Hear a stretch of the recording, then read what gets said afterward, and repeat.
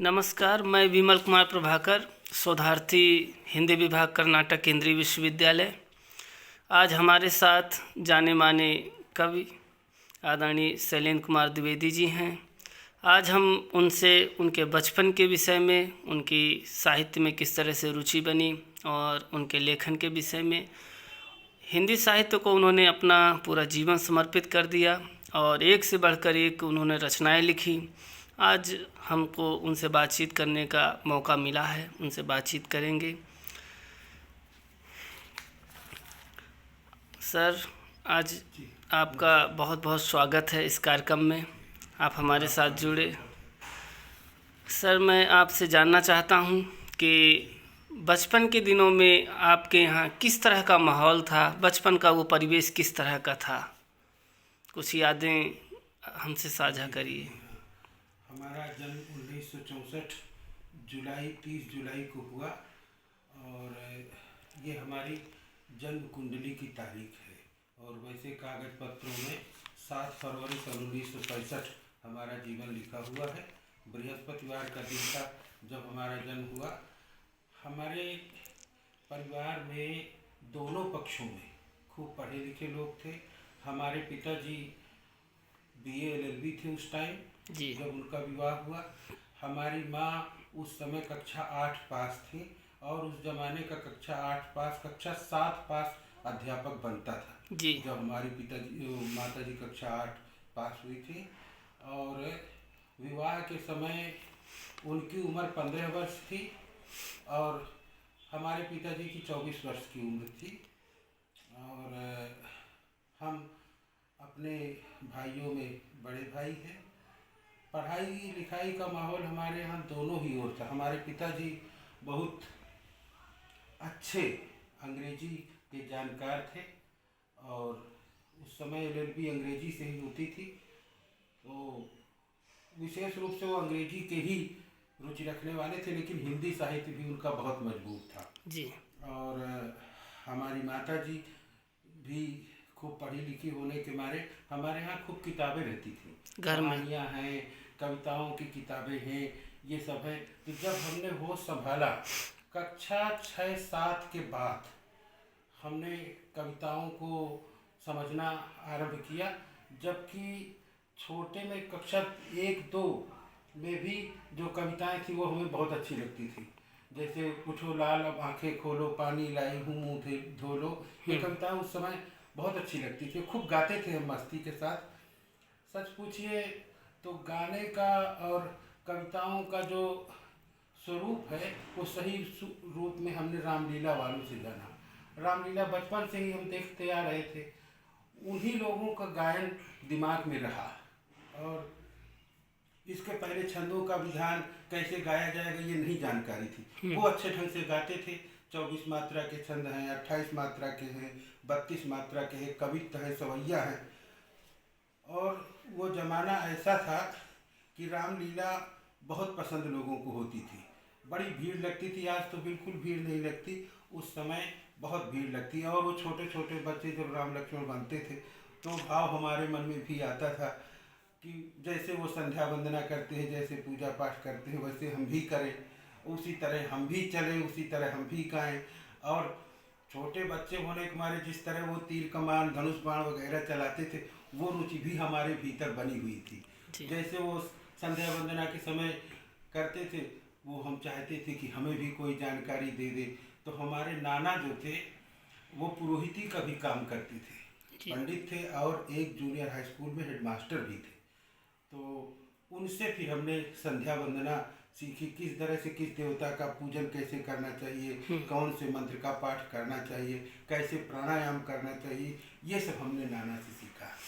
और कक्षा 6-7 के आसपास ही हमारी माताजी और पिताजी दोनों हिंदी से MA कर रहे थे। अच्छा। तो MA करने तो सभी किताबें घर में थी। कामायनी थी, जयशंकर प्रसाद जी की, मैथिली शरण जी का साकेत था, यशोधरा थी, ये सब हमें पुस्तकें बहुत पसंद थी और इनको चोरी छुपे हम पढ़ते थे।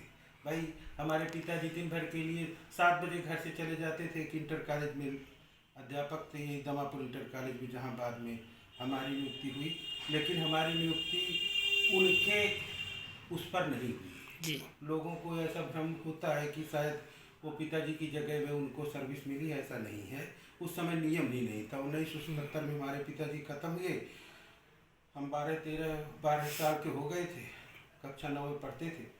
लेकिन जो आदेश है 1982 के बाद जिन अध्यापकों की मृत्यु हुई है, तब से वो नियम लागू होता है। वो 77 में खत्म हुई, लेकिन ईश्वर की कृपा की बाद में हम अध्यापक हुए, तो कक्षा 8 में ही ये सब किताबें पढ़ने को हमें मिल गई थी, जहाँ बचपन में ही। हाँ, बचपन में ही। अब जैसे हमारे स्कूल की जल्दी छुट्टी हो गई या खाली टाइम पा गए, माँ प्राइमरी स्कूल में अध्यापिका थी, वो अपना स्कूल में है, और हमारे पिताजी 5 बजे के पहले आने वाले नहीं हैं, 7 बजे घर से गए हैं, 5 बजे के बाद आएंगे। वो समय हमारे पास खाली था, तो जो भी किताबें मिलती थी उनको हम पढ़ते थे। बहुतों का अर्थ नहीं समझ में आता था।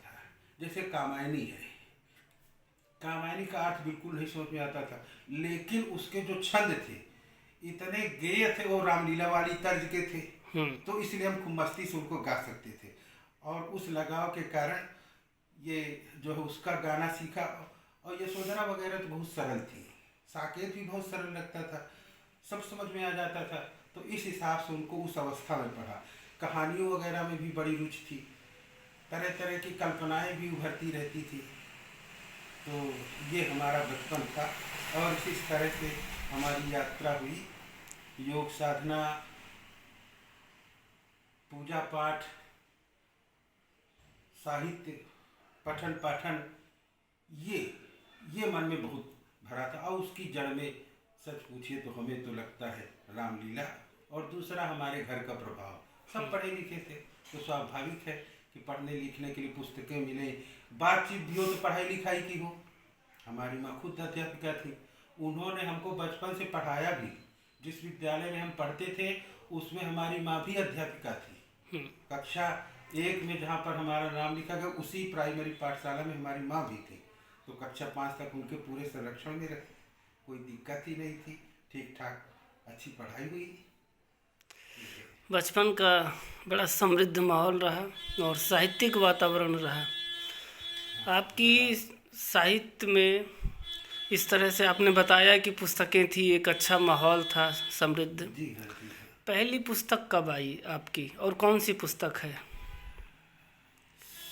सबसे पुस्तक के पहले हमें बात करनी चाहिए कि हमारी पहली कविता कब छपी, पहली रचना कब छपी। जी। ये एक मुख्य बात है। जी। ये 1982 की फरवरी थी। तो एक अभिनंदन ग्रंथ, उस समय वो अभिनंदन पत्र छपते थे शादी ब्याह में। जी। तो शादी ब्याह में जो अभिनंदन पत्र छपते थे, उसमें पहला अभिनंदन पत्र हमारा छपा गया।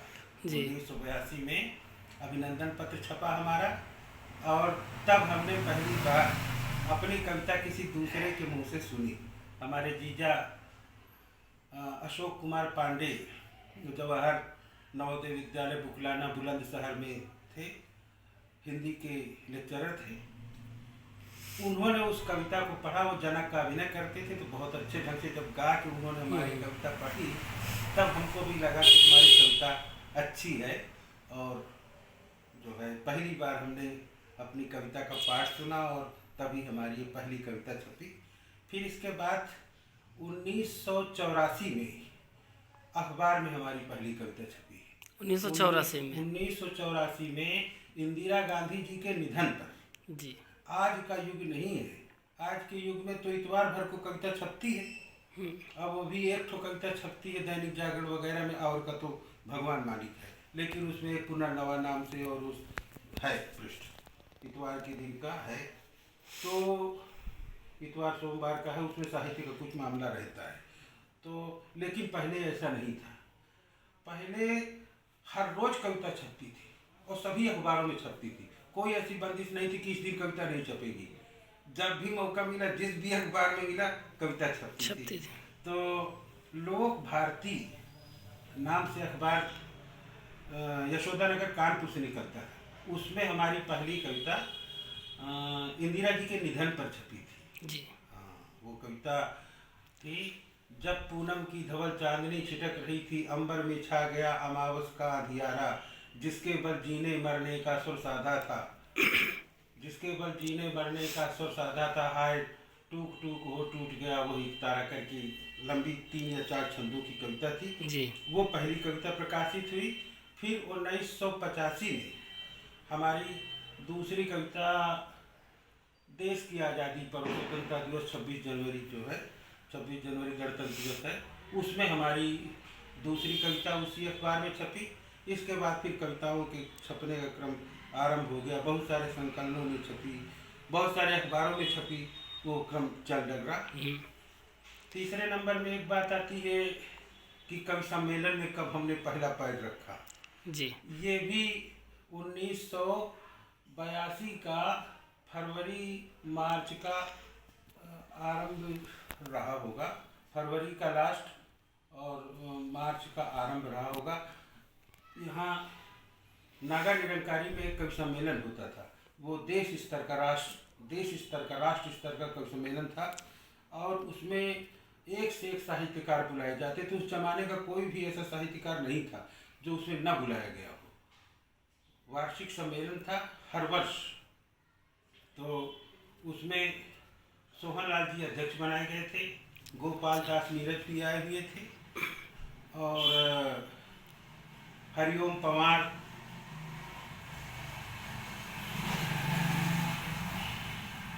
हास्य रस के बहुत अच्छे अशोक चक्रधर ये भी आए हुए थे। बहुत अच्छे अच्छे कवि थे। उनमें पहली बार मुझे कविता पढ़ने का मौका मिला और उसके व्यवस्था चलाने वाले थे व्यवस्थापक श्री कृष्णदत्त त्रिवेदी थे, वही इस कार्यक्रम को कवि सम्मेलन करवाते थे। कवि सम्मेलन करवाते थे, दृष्टि नाम से वो कवि सम्मेलन होता था।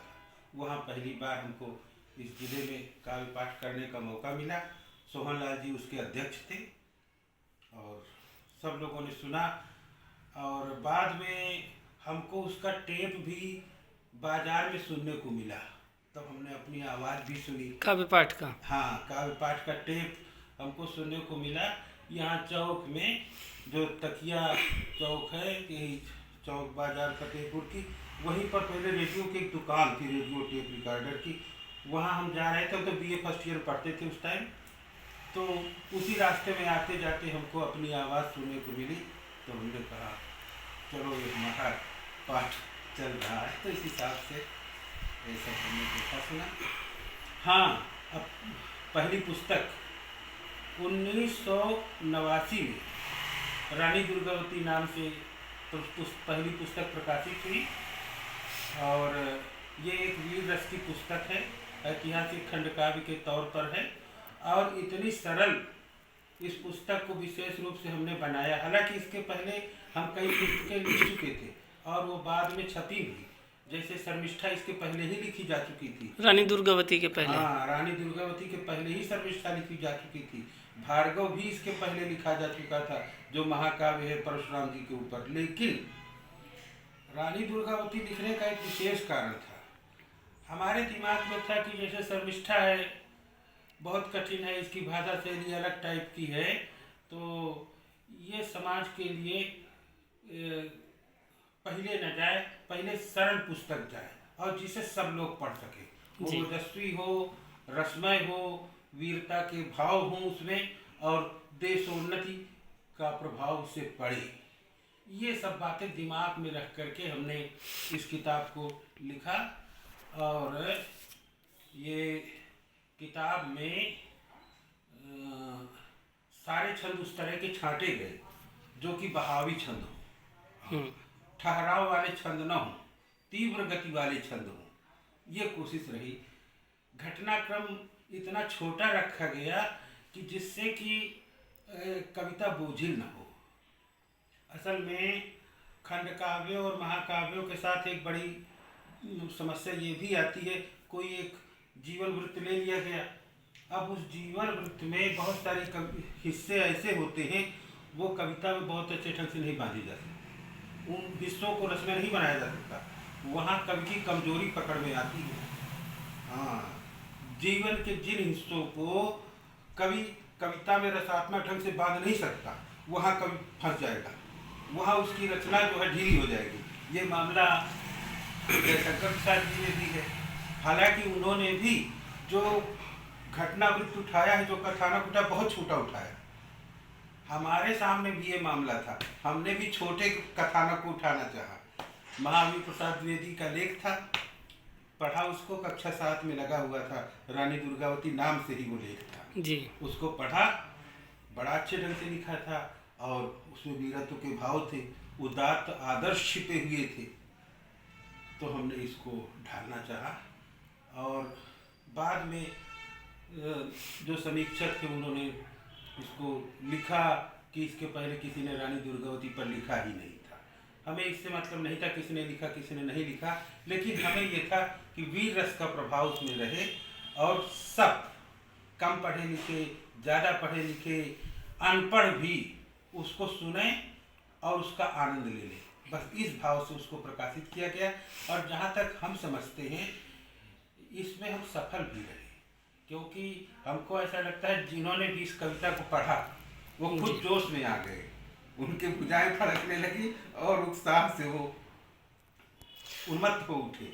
ये इस कविता की विशेषता रही और ये हम चाहते भी थे कि वीर रस का प्रभाव जनता पर पड़े, राष्ट्रीय भावनाओं को उजागर किया जा सके। इस दृष्टि से पहला संकलन, पहला खंड काव्य हमने छपवाया था। ठीक ठाक है, अच्छा प्रभाव है इसका। निश्चित रूप से रानी दुर्गावती की काफ़ी चर्चा हमेशा से रही और राष्ट्रीय मूल्य और ये नई पीढ़ी में इस पुस्तक के माध्यम से पहुँचे और इस पुस्तक की भाषा शैली इतनी सरल और सहज है कि वो लोककंठ में बसती है, ऐसी भाषा शैली है। मैं चाहता हूँ कि रानी दुर्गावती इस खंड काव्य से कुछ पंक्तियाँ आप अगर सुनाएं तो अच्छा रहेगा। ठीक है, देखते हैं। बहुत छोटे संदर्भों को लेकर के, बहुत छोटे पक्ष लेकर के कविता लिखी गई। इतिहास की बहुत गूढ़ताओं पर जाने का मामला नहीं है। तो आप देखें, ये उस भाव जगत में जाकर के आज के धरातल में भी सिद्ध हो सके, इस तरह से भावनाओं को बांधा गया है। जैसे है, यह स्वतंत्रता जो हमें मिली है वीर शहीदों की थाती, इसको संभाल रखने के ही चाहिए वज्र जैसी छाती। इसलिए सिंघनी के छौनों में ओज उमंगे भरने दो, पौरुष की ज्वाला धधकाऊं कुछ शौर्य तरंगे भरने दो। दिल में अंधड़ तूफान उठे भीषण अरमान जगाने दो, इनके अंतस में देशभक्ति का अद्भुत ज्वार उठाने दो। जिससे जब महाप्रलय उतरे अंगारे बरसें बम फूटे, भारत के वीर जवानों से पापी यरिके छक्के छूटे। वह सब गा लेने दो मुझको आसफ खां से जो युद्ध किया, शासन सेना का संचालन विक्रम से विश्व मुक्त किया। जय गढ़मंडल की रानी की रणचंडी मत भवानी की, जो नहा गई शोणित नदी में उस चढ़ती हुई जवानी की। जय मुंड मालिनी काली की, जय महामृत्यु मतवाली की, जो झूम झूम शोणित पीती जय हो उस खप्पर वाली की। जय तलवारों की भाषा की, जय महामुक्ति अभिलाषा की, जय वीरों वीर जवानों की उनकी जीवन परिभाषा की। जय स्वतंत्रता देवी की जय, जय बलिदानी बलिदानों की, जो दिल में मचल मचल जाते मर मिटने के अरमानों की। जय हिंदू मुगल मराठों की, जय सिख गोरखा मद्रासी की, जय जाट राजपूतों की जय, जय हो हर भारत वासी की। जय गंगा यमुना सरस्वती, जय हो भारत की माटी की। जय शिवा वीर राणा प्रताप, जय हो जय हल्दी घाटी की। जय विंध्य हिमालय अरावली, जय काशी मथुरा और पुरी, भारत के कण कण की जय हो, जय भारत माता धर्मधुरी। बहुत सुंदर खंड काव्य है, लगता है कि सुनते ही रहें। बहुत अच्छी पंक्तियाँ रहीं। पुष्पांजलि आपका काव्य संग्रह है, इस काव्य संग्रह का प्रकाशन कब होता है? पुष्पांजलि हमारी पहली फुटकर कविताओं का संग्रह है। असल में इसकी आवश्यकता बहुत बाद में महसूस हुई और ये कवि सम्मेलनों में जाते जाते, कवि गोष्ठियों में जाते जाते ये बात आने लगी कि कहीं एक जगह हमारी कुछ ठीक ठाक कविताएं हों तो हमको अलग अलग डायरी ना ले जाना पड़े और अलग अलग पन्नों में ना लेके जाना पड़े, इसलिए हमने ये पहला संकलन छपवाया फुटकर कविताओं का, और ये 1994 में छपा था। 1994 में फतेहपुर के प्रेस से ही छपा, और इसमें 1986 के आसपास इसके प्रकाशन की बात उठी थी, और उस समय द्विवेदी जी जीवित थे, सोहनलाल जी, तो उन्होंने इस पर अपनी भूमिका लिखी, अपने विचार रखे, और जिन मित्र को छापना था उन्होंने प्रयास भी किया। गुलर नाका बांधा में उनके पंचायत का कोई प्रेस था, तो वहाँ से इसको प्रकाशित करवाना चाहते थे, लेकिन बाद में कैसी क्या परिस्थिति हुई, तो वो फिर 1986 में छपी गई। 1986 में इसका प्रकाशन होता है। तो 1986 में छप नहीं पाई, लेकिन सारा मामला बिल्कुल पिटपाट था, बाबा ने सब कुछ लिख दिया था, और भी कवियों ने अपने अपने मैटर दे दिए थे। लेकिन ये जब कवि सम्मेलनों और काव्य गोष्ठियों में जाते जाते ये मसला नहीं खत्म हुआ कि भाई अब ये डायरी उठाओ, वो डायरी, ये पन्ना, वो पन्ना, ये छाटो, तब फिर अंत में हमने यही फतेहपुर में इसको छपवाया। इसमें तरह तरह की भाव भाषा वाली कविताएं हैं, अलंकारिक हैं, और हर प्रकार की आपको कविता मिलेगी। इसमें आपको संस्कृत के छंद भी मिलेंगे जी। संस्कृत के छंदों को लिखने का हमारा अपना लगाव है, संस्कृत के हम अध्येता भी रहे, संस्कृत में हमारी रुचि रही, और इसलिए संस्कृत के भी श्लोक हमने लिखे। पुरानी पद्धति के भी कुछ छंद हैं, कुछ नई पद्धति के छंद हैं, तो कुछ गद्य कविताएं भी हैं, और गेय जो अतुकांत होता है उस पर भी कविता, ऐसे करके कविताओं का अच्छा संग्रह है। आपके लिए हम एक पुरानी शैली का छंद सुनाते हैं। जी जी जरूर। इससे आप जो है उस पद्धति को भी जान सकेंगे जिस पर हमारी प्राचीन रुचि जाती है। जी। है ब्रज भाषा में है जी। कृष्ण की स्तुति में है। रात उद्योस जपों सबे भूलि के, जय वृषभानुजा जय बनवारी, लागे स्नेह समाधि निरंतर, रावरे की छवि की बलिहारी।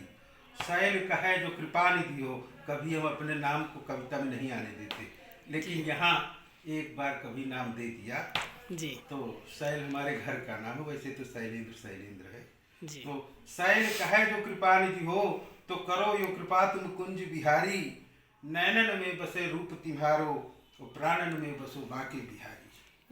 ये है। और एक संस्कृत का छंद सुनाते हैं, भगवान शंकर की भक्ति में है, शार्दूल क्रीडित छंद है जी। बहुत तरह के छंद संस्कृत में हैं, और कुछ छंदों में हमारी विशेष निष्ठा रही, लगाव रहा, उनको लिखा भी हमने है एक ठो। देखिए कोशिश करते हैं अच्छे ढंग से गा पाएंगे तो बहुत अच्छा। जी स्वागत है जी। वामांगे गिरिजा प्रसन्न वदना, चांके गजेन्द्राननो, शीर्षे विष्णुपदी सुभाल पटले, बालेन्दुरुद्भासितो, कंठे यस्य कराल व्याल विलसद, मंदार मालाधृता, वंदेहम करुणाकरं सुरगुरुं, वंदे भवं भास्वरम। संस्कृत का छंद है, कोशिश करके सरल लिखा गया है, लेकिन फिर भी संस्कृत तो संस्कृत है। और इसके बाद आपको उस तरह की कविता सुनाते हैं जो कि पुराने समय में गेय कविताओं के तौर पर आती थी, लेकिन छंद की बंदिश नहीं होती थी जी। कुछ छंद सुनाएंगे। सूरदास पर एक कविता है जी। सूरदास पर सोहनलाल जी ने भी एक कविता लिखी है, हालांकि वो कविता उनके संग्रह में नहीं है, लेकिन वो कविता एक जगह हमको पढ़ने को मिली है, और बाबा बड़े उत्साह से उसको गाते भी थे। एक बार बिंदकी में कवि सम्मेलन था, तो उन्होंने सूरदास पर ही अपनी लंबी कविता सुनाई थी। वो किसी संकलन में उनके छपी नहीं है, लेकिन इधर उधर कहीं उनकी 2-3 कविताएं ऐसी ही हैं जो किसी संकलन में नहीं छपी, उनकी किसी किताब में नहीं छपी, लेकिन हैं वो कविताएं। वो ऐसे मस्त मौला आदमी थे न जाने कितनों को चिट्ठियों में जाने कितनी लंबी लंबी कविताएं लिख जाते थे, वो वही की वही पड़ी रह गई, कोई उससे वो नहीं। तो वैसे ही है, लिखते हैं सूरदास जी के ऊपर, अतुलित प्रकाश ज्योतित विकास, हे तरुण अरुण किरणों वाली, मुग्धा उषा के ललित लास, हे ज्योति रास उल्लास लास, वीणा धारिणी की सजल तान, साहित्य गगन के दिव्य दीप, हे हिंदी के सुंदूर बिंदु गौरव सुहाग रसरंग राग, हे अडिग भक्ति के सुधा सिंधु, हे मृतकों हित मृत संजीवन, हे निष्प्राणों के नवल प्राण, डूबते हुओं को महायान, घनघोर दुख का तिमिर चीर, सुख के सस्मित स्वर्णिम विहान, आलोक तान हे दिव्य चक्षु हे कवि। बहुत हो गया, लंबी कविता है ये जी। इसकी एक विशेषता सबसे बड़ी ये मिलती है कि जहाँ छंदों की बंदिश में हम जिन शब्दों को रखना चाहते, कई बार बंदिश के कारण उतना नहीं रख पाते, और इसमें ये सुविधा है कि वो छंद की एक तरह के छंदों का टूटन है, 16 मात्रा का छंद है, उसी को टूटन करके ये सब बना हुआ है, तो एक अलग टाइप का गेय छंद बनता है जा करके। और इस तरह की कविताएं बहुतों ने लिखी है। निराला जी का दौर तो इसी में चला। हालांकि निराला जी को कोई ये समझे कि छंदबद्ध नहीं लिख पाते तो ऐसा नहीं है, बहुत शानदार और बड़ा पुष्ट छंद लिखते थे निराला जी। पर लोग रबड़ छंद और केचुआ छंद वो खुद भी इस तरह के प्रयोग करते रहते थे, लेकिन जब मामला छंदों पर आया तो उसे पुष्ट छंद लिखने वाला कोई ढूंढे नहीं मिला। राम की शक्ति पूजा का जो छंद है 24 मात्रा का, इतना शानदार छंद है, किसी के बस का नहीं था, इतना शब्दों का कसाव ढूंढे नहीं मिलेगा। इसके बाद वो तुलसीदास भी जो उनका खंड काव्य, उसका भी छंद बहुत कुछ उन्हीं का खुद का बनाया हुआ है। वो 16 मात्रा का छंद है, उसी में 4 मात्राएं बढ़ा करके 20 या 24 का बनाया है। तो माने वो उनकी छंद की विशेषता ही गजब की थी। उधर चल करके सरोज स्मृति लिखते हैं, उसका भी छंद गजब का है। माने पुष्ट छंद लिखने वालों में थे, लेकिन आजाद हिंद फौज के सेनानी जैसा मस्त भी लिखते थे, तो ऐसा भी है।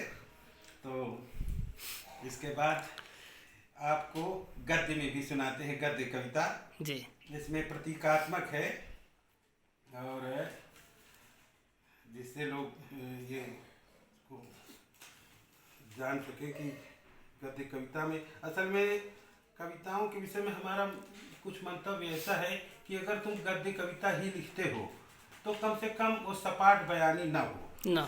एक जमाना था सपाट बयानी को हमारे यहाँ गाली समझा जाता था।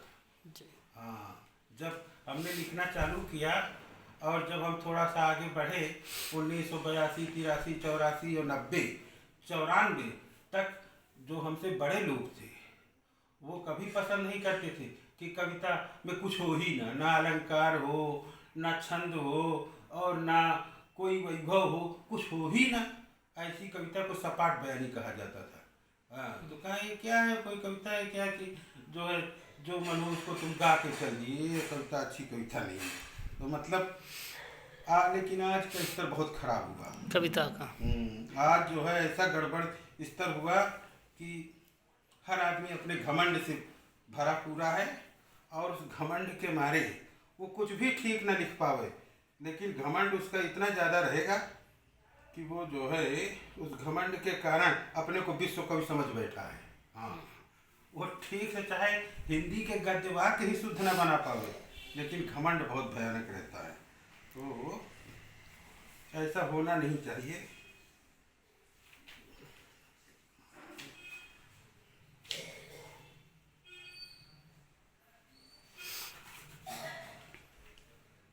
हाँ, ये गद्य कविता है, प्रतीक है जी। यह ठीक है कि रात अंधेरा लाती है, डराती है, धमकाती है, खुली हुई आंखें तक मूंद देती है, अपना पराया भी नहीं सूझता, लेकिन दिन भर की थकन मिटाकर अपनी ठंडी गोद में सुलाती भी तो है। जाते जाते नई ऊर्जा, नई स्फूर्ति का संचार भी तो कर जाती है। वाह। मैं ये मानता हूँ कि संग्राम के उन महारथियों को जिन्हें सत्य के लिए विजय से बढ़कर अनवरत संघर्ष प्यारा है, उन्हें सोना तो क्या, एक पल रुकना तक करता होगा, लेकिन दिन का ढलना और रात का आना जरूरी है। यह प्रकृति की मजबूरी है। इसलिए मेरे दिन के दोस्तों, मेरे संगी साथियों, सूरज ढल जाने के बाद मुझे भी शांत से सो जाने देना। इसलिए मेरे दिन के दोस्तों, मेरे संगी साथियों, सूरज ढल जाने के बाद मुझे भी शांत से सो जाने देना, अंधेरे में खो जाने देना। अगर तुम्हारे बुलाने पर भी मेरी आवाज़ अपनी अहमियत से तुम्हें तसल्ली न दे पाए, तुम्हारे खोजने पर भी मैं न मिल सकूं, तो मेरी याद करके रोना मत। आंसू का एक कतरा तक न गिरने देना।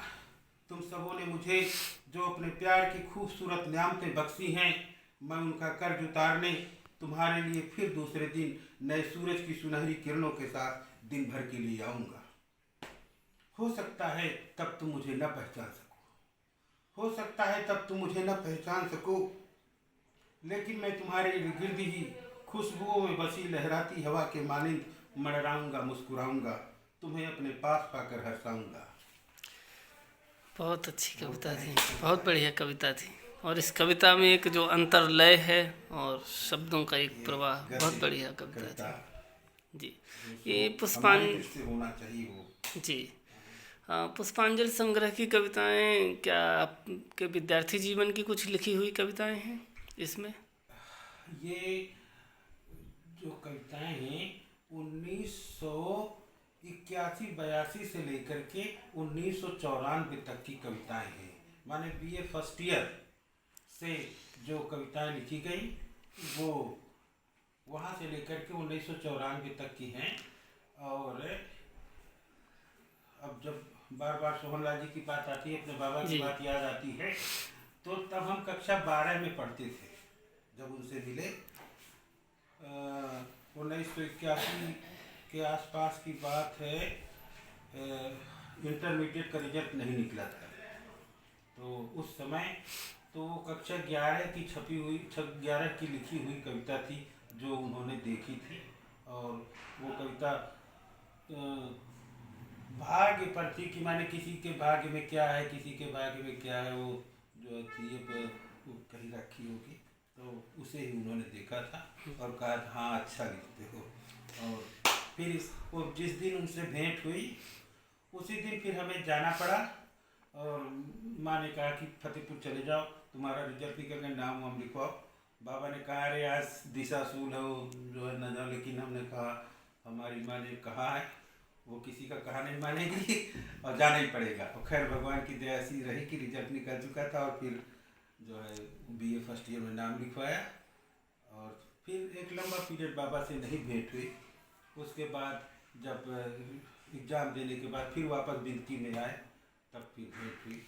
तो ऐसे करके हमारा उनका 1981 से ले करके और 1988 तक का साथ रहा। 1986 में हम अध्यापक हो गए थे, तो उनके समय में ही अध्यापक हो गए।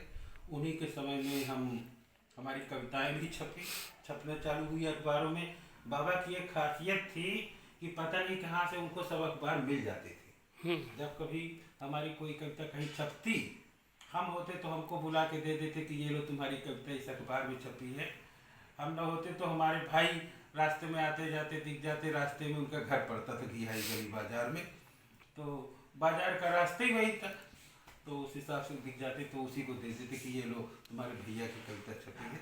ये उनका था और ढूंढ ढांड के हमारे लिए हमारी कविता ले आते थे कि किस अखबार में छपी है, वो सब उनका रहता था। तो ऐसे करके राष्ट्रीय कवि सोहनलाल द्विवेदी आपके गुरु रहे और काफ़ी लंबे समय तक उनसे आपने बहुत कुछ सीखा। मैं चाहता हूं कि एक दो संस्मरण उनसे जुड़े हुए साझा करिए हमसे। ये सोहनलाल जी के साथ कई बार लोग ये समझ जाते हैं कि वो हमारे सगे बाबा रहे होंगे। मुझे भी यही लगता रहा। लोग प्राय ये समझ जाते हैं कि वो हमारे सगे बाबा हैं। असल में शैलेंद्र कुमार द्विवेदी हमारा नाम है, सोहनलाल द्विवेदी उनका नाम है, हम भी बिनती के रहने वाले हैं, वो भी बिनती के रहने वाले थे। तो लेकिन वो सगे बाबा हमारे नहीं हैं, वो हमारे सगे बाबा नहीं हैं। ये कक्षा 6 या 7 में जब हम पढ़ते थे उसी समय उनकी कोई कविता पढ़ाते हुए एक अध्यापक ने कहा कि वो बिलकिही में रहते हैं और कियाई बाजार में रहते हैं सोहनलाल द्विवेदी, क्योंकि उनकी कविताएं 6, 7, 8 सब में लगी थी उस जमाने में। आज तो सब कट गई। पहले शायद कहीं एक दो कविता कहीं किसी कक्षा में लगी हो, कक्षा 9, 10 में एक ठो कविता लगी, उन्हें प्रणाम, बाकी सब काट दिया। तो पहले हर कक्षा में उनकी कविता थी। तो कक्षा 6, 7 में किसी अध्यापक ने कहा था कि यहाँ बिल्की में ही रहते हैं और घियाही बाजार। खैर वो मामला टल गया, क्योंकि हम तब घियाही बाजारे नहीं जानते थे, इतने छोटे थे। वही कटरा मोहल्ले में रहते थे जी। और ये मूलान जूनियर हाई स्कूल में पढ़ते थे। वही कटरा मोहल्ले को स्कूल था, तो ज़्यादा जाना वाना नहीं था, बस सुना पर उनके मुँह से। बाद में जब हम कक्षा 11 में पढ़ते थे तो उनके बड़े लड़के श्री राम गोपाल द्विवेदी, वो हमारे हिंदी के अध्यापक थे। उस नेहरू इंटर कॉलेज में हिंदी के लेक्चरर थे वो। उनके बड़े बेटे? हाँ, उनके बड़े बेटे राम गोपाल जी, वो उसी विद्यालय में हिंदी लेक्चरर थे। तो एक दिन उन्होंने ही ये बात कही। उनका पढ़ाने का अपना एक अलग ढंग था। वो कापी में सब कुछ लिखे रहते थे। एक ताजुब की बात थी, वो कापी में सब लिखे रहते थे। एक कापी थी, कापी में वो सब जाने जो कुछ भी लिखा रहता सब कापी में लिखा रहता था। वो पढ़ाते क्या जो है बोलते थे, बोलने में पहले बहुत जोर से आवाज़ करते और वो वाक्य खत्म होते होते आवाज़ इतनी धीमी हो जाती कि उस वाक्य का अंतिम शब्द कम समझ में आता था क्या कह रहे हैं। लेकिन उनका एक नियम था, वो चाक उठाते और जो भी पूरा का पूरा प्रश्न ब्लैक बोर्ड में उसका उत्तर लिख देते थे। व्याख्या कोई होती, पूरी पूरी व्याख्या वो जो उसी बोर्ड में लिख देते और बच्चे उतार लेते। ये उनके पढ़ाने की पद्धति थी और विद्वत्ता में कम नहीं थे। वो बहुत जानकार थे, लेकिन वही कापी और वही उनका लिखाने, ये उनका ढंग था।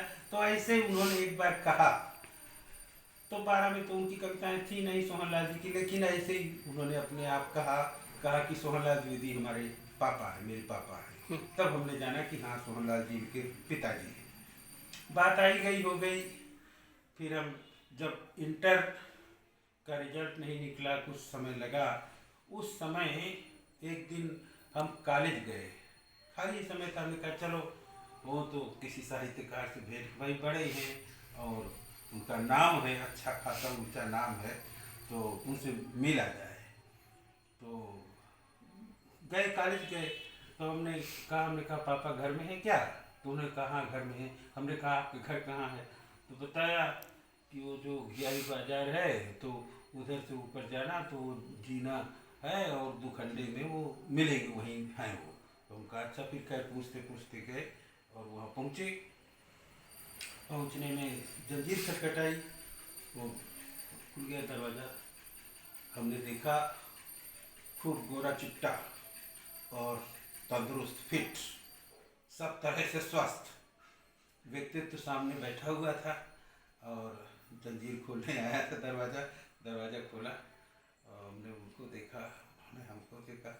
इसके बाद हमने उनके पैर छुए तो उन्होंने कहा कहाँ से आए, कौन हो? तो उन्हें बताया कि विद्यार्थी हैं और मास्टर साहब ने आपके पास भेजा है, वो हमारे अध्यापक हैं, रहे हैं नेहरू इंटर कॉलेज से आपके पुत्र राम गोपाल जी। उनका अच्छा।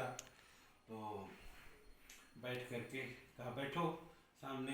वो खुद चौकी में बैठते थे। 4 ठो छोटी छोटी चौकियाँ थी, हमको लगता है 4 बाई 4 की वो एक चौकी थी और इसकी ऊंचाई बस मुश्किल से 1 फुट से ज़्यादा ऊंची नहीं थी वो चौकी। तो 4 ठो चौकियाँ मिला करके, वो 4 बाई 4 की 4 चौकियाँ मिला करके वो बिछाए थे। उसी में गद्दा बिछाते थे और उसी में बैठते थे। उसी में जो लगे हुए थे बैठने के लिए, वो हाथ रखने के लिए गिरदे 3-4 ठो लगे रहते थे। तकिया भी रहती थी, वहीं बैठते थे। तो सामने सोफा में हम बैठे, ऐसे बात होने लगी। कहा कुछ लिखते उखते हो क्या? हमने कहा हाँ लिखते हैं। तो कहा दिखाओ। तो वही कक्षा 11 से जो हमारी कविताओं की कापी थी, एक ठो दिखाया, खोल के देखा। एक पन्ना भगवान की दया से कुछ ऐसा खुला कि उनको ठीक लगा और कहा अच्छा लिखते हो, ठीक है अच्छा लिखते हो। इसके बाद वो कापी रख लिया, कहा बाद में देख के देंगे। बाद में पढ़ के देख के देंगे। हम कहा अच्छा कोई बात नहीं, रख लो। थोड़ी देर बाद जो बातचीत होती रही तो हमसे उन्होंने पूछा, कहा तुमने अच्छा जाना कैसे कि हम ही सोहनलाल दीदी हैं? तो हमने कहा उसमें जानने की क्या बात है, इस जो है आपके अलावा कौन बूढ़ा यहाँ बैठा है, आप ही हैं और कौन दूसरा है। तो उन्होंने कहा कि अच्छा सही बताओ मेरी उम्र कितनी लगती है? तो हमने ध्यान से देखा, हमने कहा 75 साल की। उसमें 75 साल उनकी उम्र थी। तो उन्होंने पूछा कितने साल के लगते? हम कहा 60 साल के लगते हैं। तो उन्होंने कहा हाँ ठीक है, लोग यही कहते हैं, कहें कि ठीक कहते हैं लोग, 60 साल ही प्राय हमको देखते हैं, मानते हैं, लेकिन हम